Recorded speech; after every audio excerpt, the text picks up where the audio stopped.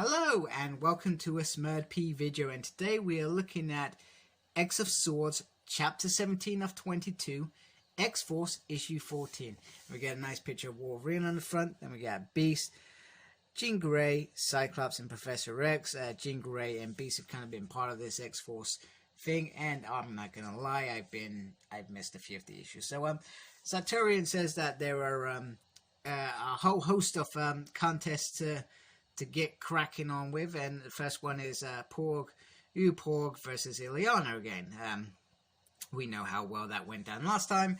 This time is pretty similar. She gets eaten. But she's not dead though. She's not dead. So you can see that this is going to be boom, bam. It's straight in there. In fact, sorry, when I read this, I looked at this bit and I haven't even read this bit.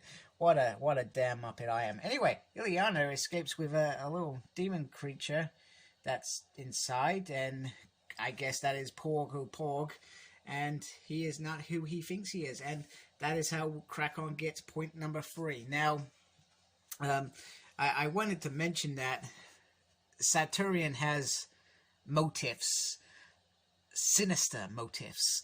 So Captain Britain, who she Betsy Braddock, she was never happy about her being a captain, and numerous times she's made that point, and you know how much she wants her Captain Britain to be Brian back in the mix because she loves him and all that jazz. So first round was pretty much Betsy was shattered, and then we saw Wolverine try to kill her in that dream thing, and obviously he you know, she wanted revenge for that. That revenge happened. Now the next set of battles, you don't see the full battles, but pretty much Arakko cruise with pretty much most of these, and by the end of it we have a 12-5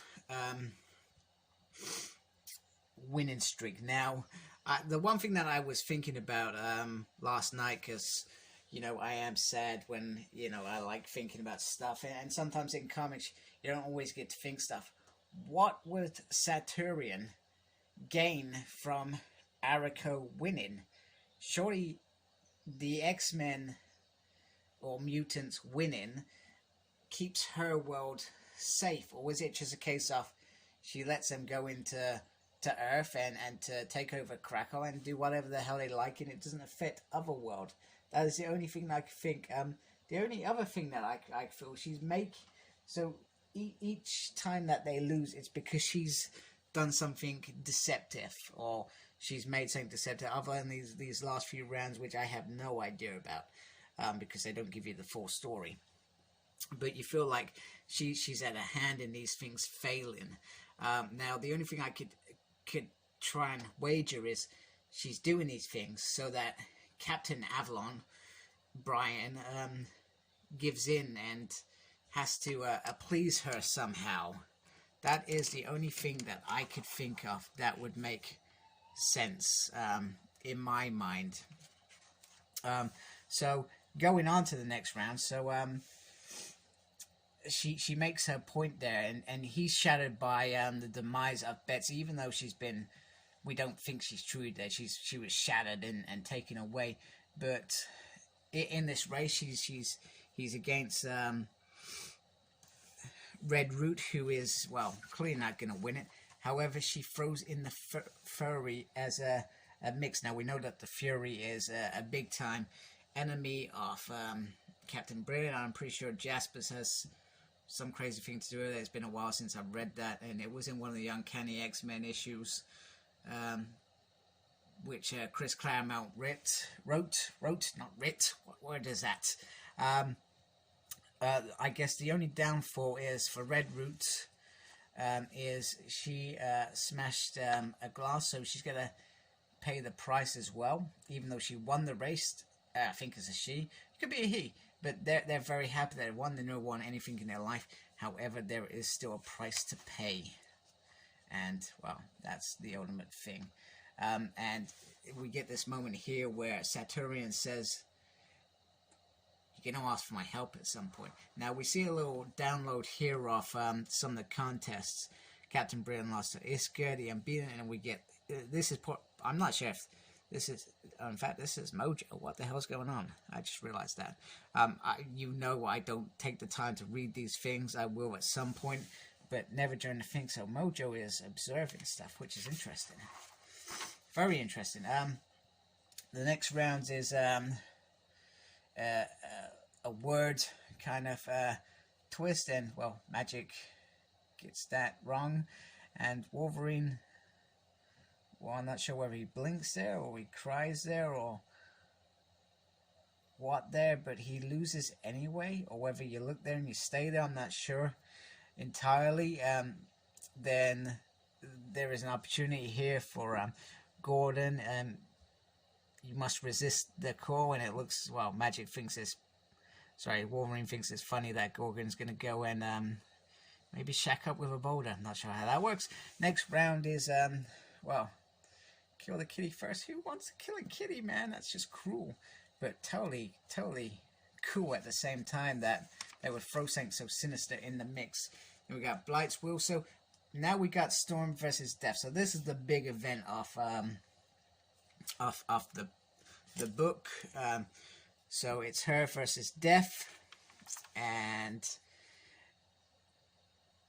they're amongst the undead as well.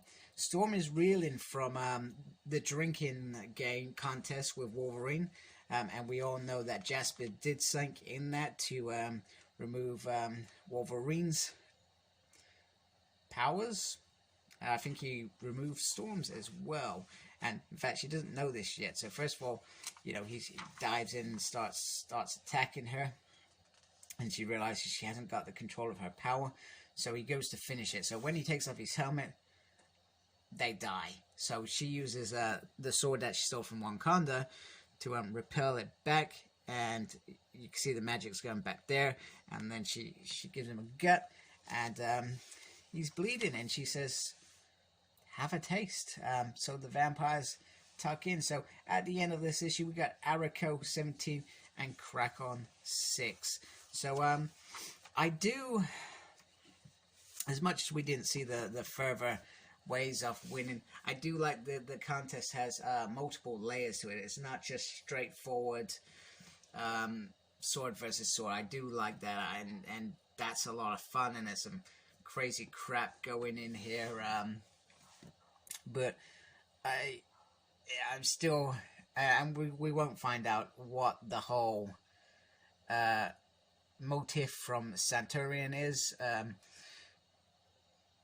or whether the X-Men survive. I can't understand why she wants him to win, other than Captain Britain Avalon goes to her and begs for forgiveness, and she makes him beg, and she controls him, and she gets to win that way, which spans off into the next run of Excalibur, etc. So yeah, cool issue. I'm not gonna lie, it felt like it flew by. I enjoyed the content, especially the Storm versus Death, and I felt bad for Red Root, because he reminds me of Cypher in it, from the New Mutants team. It just thrown into it with no real skills, etc., to contribute other than be there and perhaps lose, and a character that if you were rooting for the other side you would probably worry about.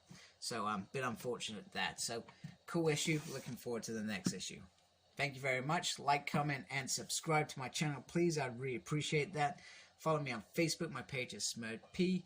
Follow me on Twitter at SmurredP, and I'm on Instagram, Cyclops Smurred. Thank you very much. Take care and embrace the geekiness. Goodbye.